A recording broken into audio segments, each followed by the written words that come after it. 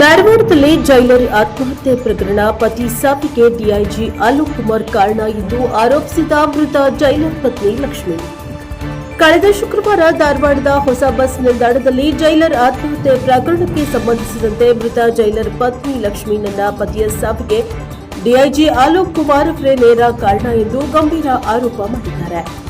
ಕಳೆದ ಮೇ ತಿಂಗಳಲ್ಲಿ ಧಾರವಾಡದ ಕೇಂದ್ರ ಕಾರಾಗೃಹದ ಜೈಲರ್ ಆಗಿದ್ದ ವೇಳೆ ಮೃತ ಜೈಲರ್ ಕರ್ತವ್ಯ ಲೋಪದಡಿಯಲ್ಲಿ ಅಮಾನತು ಮಾಡಲಾಗಿತ್ತು. ಬಳಿಕ ಸಿದ್ದರಾಮಪ್ಪ ಅವರನ್ನ ಮೈಸೂರು ಕೇಂದ್ರ ಕಾರಾಗೃಹಕ್ಕೆ ವರ್ಗಾಯಿಸಿ ಕಳೆದ ಶುಕ್ರವಾರ ಕರ್ತವ್ಯಕ್ಕೆ ಹಾಜರಾಗಬೇಕಿತ್ತು. ಆದರೆ ಸಿದ್ದರಾಮಪ್ಪ ಮನೆಯಲ್ಲಿ ಯಾರೂ ಇಲ್ಲದ ವೇಳೆ ನೇಣಿಗೆ ಶರಣಾಗಿ ಆತ್ಮಹತ್ಯೆ ಮಾಡಿಕೊಂಡಿದ್ರು. ಸದ್ಯ ಈಗ ಸಾವಿಗೆ ಮೃತನ ಪತ್ನಿ ಲಕ್ಷ್ಮಿಯವರು ಮಾಧ್ಯಮಕ್ಕೆ ಪ್ರತಿಕ್ರಿಯೆ ನೀಡಿ ನನ್ನ ಪತ್ನಿಯ ಸಾವಿಗೆ ಡಿಐಜಿ ಅಲೋಕ್ ಕುಮಾರ್ ಅವರೇ ಕಾರಣರಾಗಿದ್ದಾರೆ. ಅಮಾನತು ಮಾಡಿದ ಬಳಿಕ ಅವರಿಗೆ ಸಾಕಷ್ಟು ವಿಚಾರಣೆ ರೂಪದಲ್ಲಿ ಕಿರುಕುಳ ನೀಡಲಾಗಿದೆ. ಮಾನಸಿಕವಾಗಿ ಕಿರುಕುಳ ತಡೆಯಲಾಗಿದೆ. ನನ್ನ ಪತಿ ಈಗ ಜೀವ ಕಳೆದುಕೊಂಡಿದ್ದಾರೆ. ನಮ್ಮ ಪತಿಯ ಸಾವಿಗೆ ನ್ಯಾಯ ಬೇಕು ಎಂದು ಆಗ್ರಹಿಸಿದ್ದಾರೆ. Bureau report Santosh Medar, NK, Dharwad.